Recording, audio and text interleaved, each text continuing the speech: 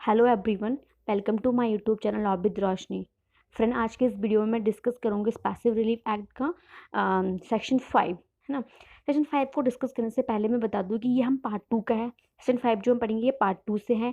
और इसमें जो हम सेक्शन जो पार्ट 2 है, इसमें चैप्टर 1 में जो सेक्शन है वो 5 to 8 है।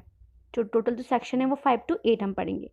जो सेक्शन 5 to 8 में क्या है, रिकवरिंग पोजीशन ऑफ प्रॉपर्टी। हमें क्या करना, हमें पोजीशन को रिकवर करना है, वापस लेना अपने पोजीशन को किसी प्रॉपर्टी से। अब यहाँ पे जो प्रॉपर्टी वर्ड है ये किसके लिए, क्या इमूवेबल प्रॉपर्टी है ओनली या फिर मूवेबल प्रॉपर्टी है। तो हम यहाँ पे जो सेक्शन 5 to 6 है, सेक्शन 5 to 6 में इसमें सिर्फ इमूवेबल प्रॉपर्टी की बात है। और सेक्शन 7 to 8 में मूवेबल प्रॉपर्टी, यानी कि अगर हमें अपनी इमूवेबल प्रॉपर्टी में पोजीशन को रिकवर करना है तो हम सेक्शन 6 में सूट फाइल कर सकते हैं। और अगर वही काम हमें अगर अपनी मूवेबल प्रॉपर्टी में करना है तो सेक्शन 7 और 8 के प्रोविजंस हैं जिसके अकॉर्डिंग उसमें हम सूट फाइल कर सकते हैं। ठीक है, आगे देखते हैं। अब देखो, हमें अभी मैं इस वीडियो में सिर्फ सेक्शन 5 को कवर करूँगी। सेक्शन 5 क्या है, बेरट की लैंग्वेज पढ़ते हैं पहले। इसमें सेक्शन 5 क्या है, recovery of specific immovable property, है ना। इमूवेबल प्रॉपर्टी की रिकवरी की, हम पोजीशन की बात हो रही है। तो क्या देखो क्या कहता है बेरेट, क्या कहता है, a person entitled to the position of specific immovable property may recover it in the manner provided by the code of civil procedure 1908। यानी कि यहाँ पे कहा गया है कि हम पर्सन क्या होना चाहिए, एक पर्सन है वो एंटाइटल होना चाहिए, वो अधिकारी होना चाहिए। एंटाइटल मीन्स यहाँ पे उसके पास लीगल राइट होना चाहिए उस प्रॉपर्टी को रिकवर करने का। ए जिस प्रॉपर्टी के, सपोज करो कि जो ए है वो सूट फाइल करता है कोर्ट में, तो ए क्या दिखाया कि उसको वो एंटाइटल उस प्रॉपर्टी, उसके पास लीगल राइट है उस प्रॉपर्टी में पोजीशन के लिए, है ना। तो यहाँ पे लीगल राइट जैसे देखो कैसे होगा, कैसे आएगा लीगल राइट, या तो मैं उसकी ओनर हूँ या ए उस प्रॉपर्टी का ओनर है, या ए के पास पोजिशनरी राइट है। तो या मैं ओनर हूँ, मैं तब सूट फाइल करूंगी अपनी प्रॉपर्टी को रिकवर करने के लिए, या मेरे पास पोजीशन का राइट है। वो पोजीशन का राइट कैसे आ सकता है, किसी और तरीके से, ठीक है, या ओनरशिप से या फिर कोई अदर वे से। ठीक, ये हो गया हमारा एंटाइटल का, मैं समझ गए। एंटाइटल का मीन्स लीगल राइट, मेरे पास लीगल राइट है। और लीगल राइट का मतलब कि आप मैं उसके ओनर हूँ या फिर मेरे पास पोजीशनरी राइट है उस प्रॉपर्टी में, उस प्रॉपर्टी को रिकवर करने का। अब देखो पोजीशन की बात करते हैं। यहाँ पे पोजीशन क्या है, हम पोजीशन ले रहे हैं स्पेसिफिक इमूवेबल प्रॉपर्टी में। प्रॉपर्टी कैसे होनी चाहिए, स्पेसिफिक प्रॉपर्टी होनी चाहिए। सबसे पहले स्पेसिफिक इमूवेबल प्रॉपर्टी होनी चाहिए जिसमें हम रिकवर करेंगे सेक्शन 5 में, जब हम सूट फाइल करेंगे। ठीक है, अब देखो पोजीशन क्या है। पोजीशन का मतलब है कि देखो यहाँ पे पोजीशन का मतलब है कि देखो परमिशन किसी प्रॉपर्टी में, या तो हमारा परमिसिव पोजीशन होगा। ठीक है, आप मेरी प्रॉपर्टी में या तो मेरी परमिशन से रह रहे हो तो आपके पास क्या होगा, परमिसिव पोजीशन है आपके पास। ये मैंने अपनी प्रॉपर्टी को रेंट पे दिया, सपोज करो कि रेंट एग्रीमेंट 1 साल का है। अब 1 साल के बाद में अगर टेनेंट को वहाँ से खाली करने के लिए कहूँ, उसको वैकेंट करने के लिए कहूँ अपना लैंड, तो वो जिस दिन जब मैं उसे खाली करने के लिए कहूँ वो रिफ्यूज़ कर दे, वो उसे खाली ना करे, वो रिफ्यूज़ कर दे कि उसे वो खाली नहीं करेगा। तो जब मैंने उसे खाली करने के लिए कहा, उसने उसको रिफ्यूज़ कर दिया, उस दिन से उसके पास जो पोजीशन हो जाएगा ना, यानी टेनेंट के पास वहाँ पे जो पोजीशनरी राइट है वो एडवर्स पोजीशन है उसके पास। अब तो दो पोजीशन, दो तरह का, एक होता है हमारा परमिसिव पोजीशन, आप मेरी प्रॉपर्टी में मेरी परमिशन से रहो, परमिसिव पोजीशन। और जब आप वहाँ पे आप मेरे मतलब मेरी इच्छा के विरुद्ध रह रहे हो, against my will you are living there, then वहाँ पे क्या हो जाएगा, परमिसिव आपका एडवर्स पोजीशन हो जाएगा। तो ये यहाँ पे पोजीशन का मतलब मैंने आपको बता दिया। ठीक है, स्पेसिफिक प्रॉपर्टी बता दिया कि स्पेसिफिक प्रॉपर्टी स्पेसिफिक होनी चाहिए और इमूवेबल प्रॉपर्टी होनी चाहिए। May recover in the manner provided by the code of civil process, यानी कि हम कैसे फाइल करेंगे, जैसे कि हम सिविल प्रोसीजर के अकॉर्डिंग, सिविल जो तरीका है सूट फाइल करने का, वो सिविल प्रोसेस में जैसे कहा गया वैसे हम उसको फॉलो करेंगे। यानी कि प्लान प्रेजेंट किया, फिर दूसरी पार्टी ने डब्ल्यू जो भी मैनर है वो हम अकॉर्डिंग टू सीपीसी चलेंगे। ठीक, अब यहाँ पे दूसरा सूट फाइल किया, सपोज करो कि सूट डिग्री हो गया। ठीक है, अब हमें जो डिग्री की एग्जीक्यूशन करनी है ना वो भी हम अकॉर्डिंग टू सीपीसी करेंगे।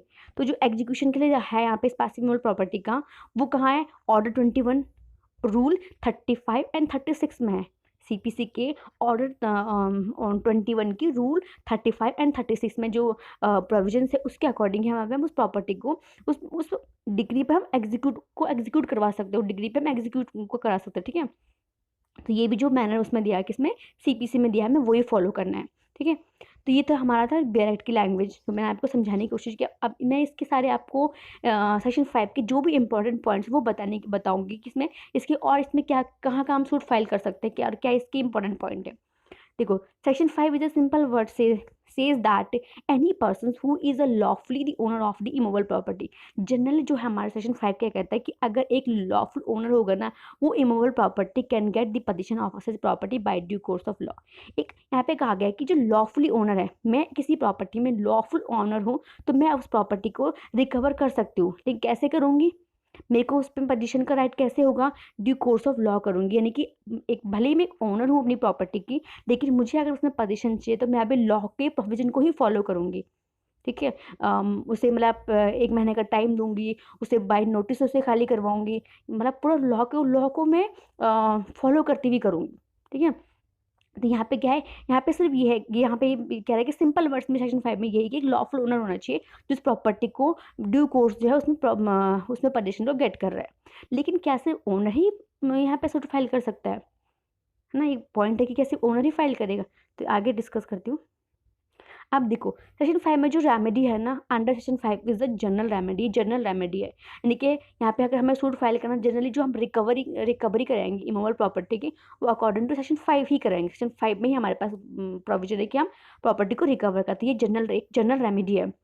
Plaintiff can file the suit on the basis of a title. यहाँ पे जो प्लांटिफ होगा ना, वो सूट टाइटल के बेस पे यहाँ पे फाइल करेगा। यानी कि मेरे पे या तो मेरे पे ओनरशिप का टाइटल है, मैं उस प्रॉपर्टी में ओनर हूँ, या फिर मेरे पे पोजीशनल टाइटल है, मेरे पास राइट है पोजीशन का, तो मैं इस दोनों बेसिस पे यहाँ पे मैं सेक्शन 5 में जो है सूट फाइल कर सकती हूँ। ठीक। अंडर सेक्शन 5 में ऐसा है कि जो पीरियड ऑफ लिमिटेशन का वो 12 ईयर का है। यानी कि 12 साल का टाइम है मेरे पे सूट फाइल करने का, जिस दिन से मुझे डिस्पोज किया गया है। ठीक है। तो टाइम कितना है, 12 ईयर का टाइम है। अब देखो, तो लिमिटेशन प्रोवाइड किया गया 12 ईयर का, ये SRM में तो कहीं नहीं है, तो ये हम कहाँ से लेंगे, ये कहाँ से है, article 64 article 65 of limitation act का। तो ये लिमिटेशन एक्ट से लिया गया। ठीक। 64 एंड 65, आर्टिकल 64 आर्टिकल 65। जो आर्टिकल 64 है, ये क्या कहता है, stated that suit for possession of a immovable property based on the previous possessions and not on title। Section article 64 में जो हम सूट फाइल करेंगे, वो सिर्फ हम कैसे फाइल करेंगे कि भाई इस प्रॉपर्टी मेरा प्रीवियस पोजीशन प्रीवियस पोजीशन था, मुझे डिस्पोज कर दिया गया, तो मैं कोर्ट में जा रही हूँ कि इस प्रॉपर्टी मेरा पोजीशन था, मेरे पास कोई टाइटल नहीं है, ना ही मैं ओनर हूँ, ना ही मेरे पास कोई और तरह से इस प्रॉपर्टी में रहने का कोई मतलब पोजीशनल राइट नहीं है। लेकिन बस मैं इतने इस ग्राउंड पे जाऊँगी कि मैं यहाँ मैं यहाँ पे रह रही थी, मेरा पोजीशन मतलब मेरे यहाँ पे पोजीशन था, चाहे मैं 2 दिन पहले यहाँ पे एंटर हुई हूँ। ठीक है। तभी मैं सूट फाइल कर सकती हूँ, लेकिन किसी प्रीवियस पोजीशन के बेस पे, टाइटल के बेस पे नहीं, नॉट ऑन टाइटल। ठीक है। when the plaintiff while in possession of the property he has dispossessed। ठीक है। प्लांटिव क्या था, पोजीशन में था, उसको डिस्पोज कर देते हैं। यहाँ पे पीरियड क्या होगा, 12 ईयर का होगा from the date of dispossession. जिस दिन से प्लांटिव को डिस्पोज किया उस दिन से उसके पास 12 साल का टाइम है, वो सूट फाइल कर सकता है। ठीक। अब देखो, आर्टिकल 65 क्या कहता है, आर्टिकल 65 स्टेट है suit for possession of immovable property और एनी इंटरेस्ट, चाहे इमूवेबल प्रॉपर्टी या फिर एनी इंटरेस्ट। ठीक है। There in based on the title, यहाँ पे टाइटल के बेस पे हम सूट फाइल कर सकते हैं। Here the limitation period I get in 12 years from the date when the position of the defendant becomes adverse to the plaintiff. जिस दिन से डिफेंडेंट का जो पोजीशन एडवर्स हो गया, अभी मैंने बताया ना एडवर्स, अगर आप उस प्रॉपर्टी मेरी इच्छा के विरुद्ध रह रहे हो, तो जिस दिन मैंने आपको डिस्पोज करने के लिए कहा, जिस दिन मैंने आपको खाली करने के लिए कहा और आपने रिफ्यूज़ कर दिया, उस दिन से जो आप वहाँ पर रह रहे हो, वो आप कैसे रह रहे हो, एडवर्स पोजीशन में रह रहे हो। तो जिस दिन से आप एडवर्स पोजीशन में रह रहे हो, उस दिन से मेरे पास 12 साल का टाइम होगा सूट फाइल करने का, उस प्रॉपर्टी को रिकवर करने का। ठीक। अब देखो, सेक्शन 27 ऑफ लिमिटेशन एक्ट क्या कहता है, if the party concern has not file the suit for the possession within the 12 year from the date become adverse. जिस दिन से सेक्शन 27 कहता है लिमिटेशन एक्ट का कि अगर 12 साल का टाइम है, कि अगर जिस दिन से प्रॉपर्टी में जो पोजीशन था वो एडवर्स हो गया, ठीक है, 12 साल का टाइम था सूट फाइल करने का, लेकिन जब party concern has not file, party ने सूट फाइल नहीं किया, कब तक, for the possession within the 12, 12 साल तक, 12 साल का टाइम है, और 12 साल के अंदर अंदर जो है पार्टी ने सूट फाइल नहीं किया, then he will lose his title to the property and the persons holding the property. जिसकी वो एक्चुअल में प्रॉपर्टी थी उसकी राइट को वो लूज कर जाएगा और होल्डिंग द प्रॉपर्टी देयरफॉर जो क्या करेगा वो जो जिस प्रॉपर्टी को उसने होल्ड किया है जिस व्यक्ति ने प्रॉपर्टी को होल्ड किया है will acquire the title to the property उसकी टाइटल को एक्वायर कर लेगा अगर 12 साल तक आपने सूट फाइल नहीं किया। यानी कि लॉ ने आपको 12 साल का टाइम दे दिया। आप मेरी प्रॉपर्टी में मेरी इच्छा के विरुद्ध रह रहे हो, ठीक है। अब वही सेम एग्जांपल जब मैंने रिफ्यूज आपको कहा खाली करने के लिए उस प्रॉपर्टी आपने नहीं किया, आपने रिफ्यूज़ कर दिया, तो आप एडवर्स पोजीशन में रह रहे हो। अब मेरे पास 12 साल का टाइम है कि मैं आपके अगेंस्ट सूट फाइल करूँ कि आप मुझे रिकवर करना है पर मुझे इसमें वाला अपना सूट हो पोजीशन, मैं पोजीशन के लिए उसमें सूट फाइल करूँगी। अगर मैंने 12 साल के अंदर अंदर सूट फाइल नहीं किया और आज से 12 साल का टाइम जो है वो लैप्स हो गया, तो अब जो 12 साल के बाद उस प्रॉपर्टी में आपके पास क्या हो गया, आपके पास टाइटल आ जाएगा, ठीक है। अब वो प्रॉपर्टी आपकी हो जाएगी, वो प्रॉपर्टी आपके मतलब उस प्रॉपर्टी में आपका राइट हो जाएगा, ठीक है। ठीक है, सेक्शन 27 कहता है लिमिटेशन एक्ट का, ठीक है। In the suit for position under section 5 SRA और रेड विद आर्टिकल 65, अगर हम लिमिटेशन में सेक्शन 5 में सूट कर रहे हैं, रेड भी सेक्शन 5, ठीक है, लिमिटेशन एक्ट का, the plaintiff claim position on the basis of his title. यहाँ पे जो सूट फाइल होगा ना वो कैसे होगा, टाइटल की बेस पे हो रहा है, which may be possessionary titles based on the ownership. जो पोजिशनरी टाइटल है, भाई मेरे यहाँ पे पोजिशन का राइट है, मैं ओनर हूँ तो मेरा पोजिशन का राइट है, तो पोजिशनरी टाइटल है मेरे पास बेस्ड ऑन दी जो ओनरशिप और अदरवाइज क्या मतलब यहाँ पे क्या, तो ओनरशिप में ओनर हूँ तो मेरे यहाँ पे राइट है। अदरवाइज कि मुझे किसी और तरीके से वो प्रॉपर्टी मिली हो, ठीक है, ओनर नहीं हूँ लेकिन मुझे किसी और तरीके से प्रॉपर्टी मिली है तो मेरे यहाँ पे उस प्रॉपर्टी में मेरा पोजीशन का राइट होगा, ठीक है। In such case the defendant can also raise the issue of his title. यहाँ पे क्या है, यहाँ पे क्या होगा, इन सच केस यहाँ पे डिफेंडेंट भी अपना मतलब अपना उसका टाइटल रेज कर सकता है। अब इस पॉइंट को थोड़ा ध्यान से समझना पड़ेगा आपको कि देखो मेरी प्रॉपर्टी सपोज करो ए जो है ना, ए ने अपनी प्रॉपर्टी क्या की है, ए जो है ए क्या है, ए ने अपनी प्रॉपर्टी जो है वो लीज पे दी हुई है, मान लो उसने 10 साल के लिए दी हुई है, ठीक है, लीज पे दी हुई है। अब इन बिटवीन इन 10 सालों के अंदर अंदर जो है ए की डेथ हो जाती है, ठीक। अब क्या है कि जो ए के लीगल हेयर्स है ना, ये कोर्ट में जाके सूट, ये सब अपना अपना अपना मतलब उस पर हिस्सा लेने के लिए सूट फॉर जो भी सूट करते हैं, ये इनको अपना अपना हिस्सा चाहिए या फिर इनको अपना प्रॉपर्टी कोर्ट जो है इनमें डिस्ट्रीब्यूट कर दे, कोर्ट ने प्रॉपर्टी को इनमें दे दिया। अब जो ए का बेटा है, सपोज करो AS, इसके पास प्रॉपर्टी आ जाती है, ठीक है, जितना हिस्सा उसने मतलब लीज पे दिया था, सपोज उसने पूरा नहीं दिया था, कुछ दिया था, तो ये लीज जो इसने प्रॉपर्टी ये जो एस जो AS है ना, ए का बेटा, अब ये क्या प्रॉपर्टी, ये इसकी भी ओनर नहीं है प्रॉपर्टी का, लेकिन क्योंकि ये इससे सक्सेशन में कोर्ट ने इसकी प्रॉपर्टी इसको दे दी है, ठीक है। अब ये क्या करेगा, ये इसके पास राइट होगा पोजीशन का, तो ये कोर्ट में सूट फाइल करेगा, प्रॉपर्टी क्या है, लीज पे है, ठीक है। अब प्रॉपर्टी किसी और के पास है तो ये सूट फाइल करेगा कि भाई मुझे मेरी प्रॉपर्टी में मुझे पोजीशन चाहिए, ये प्रॉपर्टी कोर्ट ने मेरे नाम कर दी है, मेरे मतलब ये प्रॉपर्टी मेरी हो गई, तो ये सूट फाइल करता है।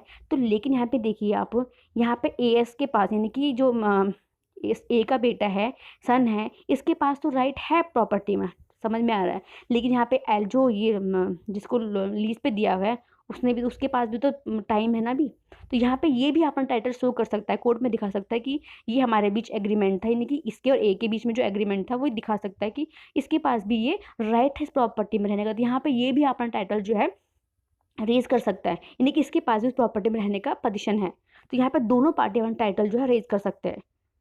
आई होप आपको ये पॉइंट क्लियर हुआ कि यहाँ पे दोनों पार्टी कैसे अपना पॉइंट जो अपना टाइटल रेज करेंगे, ठीक। अब देखो in a suit under section 5 of SRA read with article 64, अगर हम आर्टिकल 64 में सूट करते हैं, ठीक है, आर्टिकल 64 में सूट करते हैं रेड विद सेक्शन 5 के साथ, तो यहाँ पे the plaintiff can not claim his title, यहाँ पे जो प्लांटिफ होगा ना अपना टाइटल क्लेम नहीं कर सकता, he can claim only the previous settle position. 64 में वो सिर्फ अपना सेटल पोजीशन की मेरा इसमें पोजीशन था, that is a position in which he had the animus and corpus element of positions and disposed by the defender. ये क्या दिखाया गया यहाँ पे, आप ये क्या है, इसके पास सिर्फ इसके पास जो पोजीशन है in which he had the animus and corpus element of possessions, ठीक है, इसके पास सिर्फ animus and corpus element of possession है and disposed by the defender, defender ने इसको डिस्पोज कर दिया। यानी कि जहाँ प्लांटिव यहाँ पे अपना टाइटल, उसके पास कोई टाइटल नहीं है, ना वो ओनर है, ना उससे किसी और तरीके से वो प्रॉपर्टी दी जा रही है, तो यहाँ पे वो उसके पास कोई टाइटल नहीं है। यही सेम सूट जो है सेक्शन 6 में भी फाइल होगा। सेक्शन 6 भी यही कहता है कि वहाँ पे पोजीशन एंड डिस्पोजिशन हुआ है, सेटल पोजीशन था और डिस्पोजिस कर दिया। लेकिन सेक्शन आर्टिकल 64 और सेक्शन 6 में कुछ डिफरेंस है, वो मैं बताऊंगी आगे आपको, ठीक है। लेकिन यहाँ पे देखो, सिर्फ मैंने आपको बताया ना, यहाँ पे सिर्फ क्या है कि हम टाइटल नहीं करेंगे, यहाँ पे सिर्फ हमारा सेटल पोजीशन होना चाहिए। भाई मेरी इस प्रॉपर्टी में रहने का पोजीशन है, बस सिर्फ मैं इस ग्राउंड पे सूट फाइल कर सकती हूँ article 64 section under section 5 red with article 64 में, ठीक है। आगे बढ़ते हैं। In under section 5 of SRA, अब देखो अंडर सेक्शन 5 में क्या हो रहा है, trespasser who was in settle possession and has been disposed by the real owner, he can file a suit against the real owner on the ground of his possessions on that property and disposed by the owner. तो एक ट्रेसपासर जो है वो भी यहाँ पे क्या कर सकता है, एक ट्रेसपासर भी है ना, यहाँ पे एक ट्रेसपासर भी क्या कर सकता है, सूट फाइल कर सकता है रियल ओनर के अगेंस्ट, कि वो क्या था, जस्ट वो सेटल पोजीशन में उस प्रॉपर्टी के, ठीक है, उसके पास सिर्फ ये ग्राउंड है कि वो उस प्रॉपर्टी में की पोजीशन में था, ठीक है, owner on the ground of his possession and disposed by the owners. In such cases if the owners as the defendant raise the issue of his title. अब देखो ट्रेसपासर है, किसी की प्रॉपर्टी में उसने एंटर कर दिया, अब वो तो जहाँ सपोज उसने एंटर किया है वो प्रॉपर्टी, मतलब वो उस प्रॉपर्टी में ओनर था, उसने एंटर किया, उसे वहाँ से डिस्पोजेस कर दिया, ओनर को हटा दिया उस प्रॉपर्टी से, कब्जा कर लिया किसी और के उसकी प्रॉपर्टी में, तो यहाँ पे वो अपना टाइटल शो करता है, भाई मैं तो ओनर हूँ प्रॉपर्टी के। कोर्ट में जाता है कि मैं ओनर हूँ, इसने मुझे ऐसे डिस्पोजेस कर दिया, या वो कहीं गया हुआ था कुछ दिनों के लिए और घर बंद था और उसका सामान बाहर करे कुछ न कोई उसने एंटर कर जाता है उसके घर पे, है ना, तो यहाँ पे उसके पास वो तो ओनर है ना, वो अपना टाइटल शो कर सकता है। तो यहाँ पे वो क्या कर रहा है, यहाँ पे उसने अपना टाइटल शो कर दिया, ठीक है, उसने टाइटल रेज, जैसे उसने अपना टाइटल रेज किया, then the plaintiff would not succeed as he does not have the title. वो यहाँ पे जो ट्रेसपासर है ना वो नहीं जीत पाएगा केस को, वो सक्सीड नहीं हो पाएगा, क्योंकि उसके पास क्या होगा, वो टाइटल नहीं दिखा सकता, उसके पास यहाँ पे टाइटल नहीं है। तो यहाँ पे अगर डिफेंडेंट ने यहाँ पे डिफेंडेंट अपना टाइटल शो कर सकता है, ठीक। अब देखो सेक्शन जो सेक्शन 110 कहता है एविडेंस एक्ट का, raise the rule of presumption as, यहाँ पे जो है burden of proof as to ownership, यहाँ पे ओनरशिप के बर्डन ऑफ प्रूफ की बात है, मैं किसी की प्रॉपर्टी की ओनर हूँ और इसका बर्डन ऑफ प्रूफ किसके पास है कि मैं ओनर हूँ। तो इसका लैंग्वेज पढ़ते हैं। When the question is whether any person is owner of anything of which he is shown to be in possession, जिस चीज़ की वो पोजीशन में दिख रहा है क्या वो उसका ओनर है। The burden of proving that he is not the owner is on the person who affirms that he is not the owner. तो अगर मैं ओनर हूँ उस प्रॉपर्टी की और आप उसको मना कर रहे हो, आप क्या कर रहे हो, आप जो आप कह रहे हो मतलब आप, मैं ओनर हूँ प्रॉपर्टी की और इसका बर्डन ऑफ प्रूफ ऑफ उस व्यक्ति पे होगा जो कह रहा है कि मैं ओनर नहीं हूँ, not the owner on the person who अपने जो इस बात को कह रहा है उस पे होगा, नॉट द ओनर, ओनर पे नहीं होगा, ठीक है। तो कोर्ट में सूट फाइल किया है, मैं डॉक्यूमेंट दे रही हूँ, मैं डॉक्यूमेंट दिखा रही हूँ कि मैं प्रॉपर्टी की ओनर हूँ, और आप कहते हैं कि भैया ये तो डॉक्यूमेंट है भले, लेकिन ये डॉक्यूमेंट फ्रॉड से हुआ है, इसका एक्चुअल ओनर मैं हूँ, ये डॉक्यूमेंट जो क्रिएट किया गया फ्रॉड के मतलब फ्रॉड किया गया है या कोई चीटिंग हुई है उसके साथ, तो जो भी पॉइंट आप इसमें उठा रहे हो, आप डिनाई कर रहे हो मेरे ओनरशिप को, वो आपको प्रूफ करना है। तो यहाँ पे सेक्शन 10 जस्ट क्या करेगा, प्रिज्यूम कर लेगा, अगर मैं ओनर हूँ प्रॉपर्टी में पोजीशन में रह रही हूँ ना, और मैं उसकी ओनरशिप दिखा रही हूँ कि देखो मैं इस पोजीशन में मैं ओनर हूँ, तो कोर्ट इसको मान लेगा कि मैं पोजीशन में हूँ तो मैं ही उसकी ओनर हूँ, और आप उसको डिनाई कर दो, आपको प्रूफ करना है कि मैं ओनर उसकी नहीं हूँ। तो फ्रेंड सेक्शन 5 था और आई होप आपको ये समझ में आया। मैं आगे की वीडियोज़ में सेक्शन 6 को कवर करूँगी और दोनों का कंपैरिजन सेक्शन 5 और 6 में क्या डिफरेंस है, ठीक है। और इसमें कुछ केस लॉ भी बताऊंगे कि कैसे, मतलब इसमें हम डिफरेंट करेंगे सेक्शन 5 को और सेक्शन 6 को, और आर्टिकल 65 एंड 64 दोनों, इन सबको मैं आपको एक डिफरेंस बताऊंगी इन सब में आपको, तो ये अपने नेक्स्ट वीडियो में मैं कवर करूंगी। आई होप आपको ये वीडियो अच्छा लगा। अगर आपको ये वीडियो अच्छा लगा तो लाइक कीजिए, शेयर कीजिए और मेरे चैनल को सब्सक्राइब करना बिल्कुल ना भूलें। Thanks for watching.